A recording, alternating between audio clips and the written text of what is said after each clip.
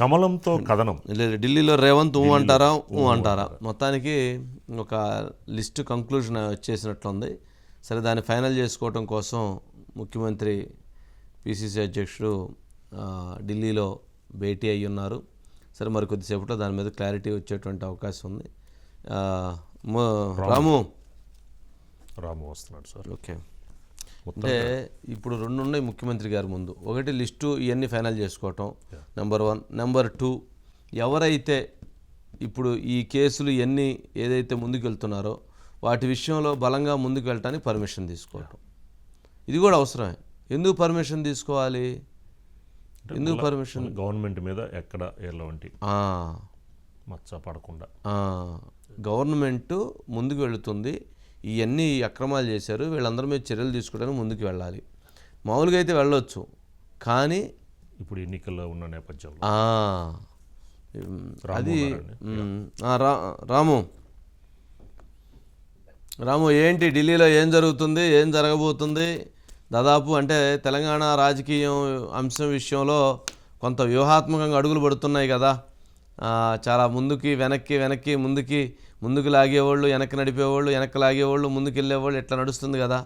ఏంటి, ఏం జరుగుతుంది, ఏం జరగబోతుంది?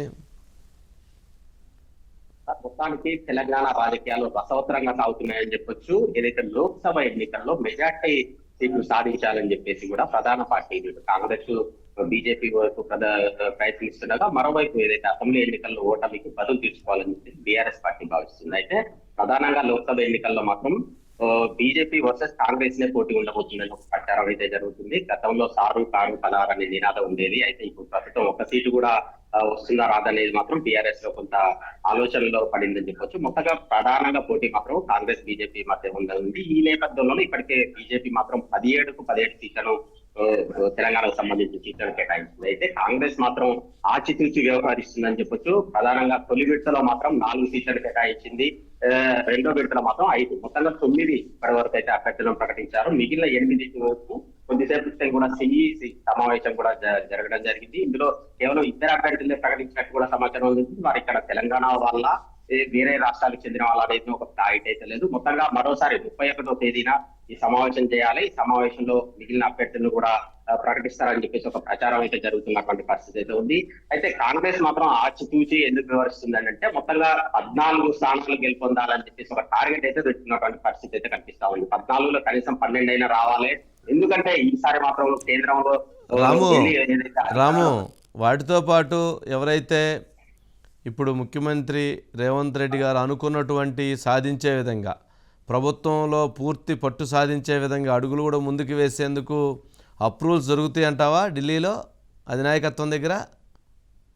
ఇప్పుడు మీరు అన్నట్టుగా ఏదైతే ఫోన్ ట్యాపింగ్ వ్యవహారం కావచ్చు, ఇతర వ్యవహారాలు, ఏదైతే కేసుల వ్యవహారాలన్నింటినీ కూడా అధిష్టానం ముందు కూడా అప్రూవల్ తీసుకునే ప్రయత్నాలు అయితే జరుగుతున్నట్టు కూడా మనకు సమాచారం అందుతుంది. ప్రధానంగా ఏదైతే కేసుల వ్యవహారాల్లో కొంత అధిష్టాన అనుమతి తీసుకొని ముందుకు వెళ్లాలని చెప్పేసి కూడా నిర్ణయించుకున్నారు. ఈ నేపథ్యంలో రేవంత్ రెడ్డితో పాటు డిప్యూటీ సీఎం పట్టేసి, అదేవిధంగా ఉత్తమ్ కుమార్ రెడ్డి వంటి మంత్రులు కూడా ఈ సమావేశంలో పాల్గొన్న పరిస్థితి అయితే ఉంది. మొత్తంగా అక్కడ అప్రూవల్ తీసుకొని ముందుకు వెళ్ళాలి. ప్రస్తుతానికైతే ప్రధానంగా ఫోకస్ మాత్రం లోక్సభ సంబంధించినటువంటి ఎన్నికల మీద, పార్లమెంట్ ఎన్నికల మీద పెట్టినటువంటి పరిస్థితి అయితే కనిపిస్తా ఉంది. దీని తర్వాత మాత్రం కొంత దూకుడుగా వ్యవహరించాలని చెప్పేసి కూడా కాంగ్రెస్ పార్టీ ప్రయత్నించే అవకాశం మాత్రం స్పష్టంగా కనిపిస్తున్నాయి. ప్రధానంగా ఏదైతే బీఆర్ఎస్ ప్రభుత్వ హయాంలో 10 ఏళ్ల పాలనలో జరిగినటువంటి అక్రమాలన్నింటినీ కూడా, పెద్ద ఎత్తున అక్రమాలు జరిగాయి, ఆ కేసులు ఉన్నాయి, ఆ కేసులన్నింటిని కూడా పెట్టేసి వారిని జైలు పంపించే ప్రయత్నం అయితే చేయబోతుందని చెప్పేసి కూడా పెద్ద ఎత్తున కూడా ఒక ప్రచారం అయితే జరుగుతుంది. ఈ నేపథ్యంలో అందుకు తగ్గట్టు కూడా వ్యూహాత్మకంగా ముందుకు అడుగులు వేసేస్తుందని చెప్పుకోవచ్చు. ఇక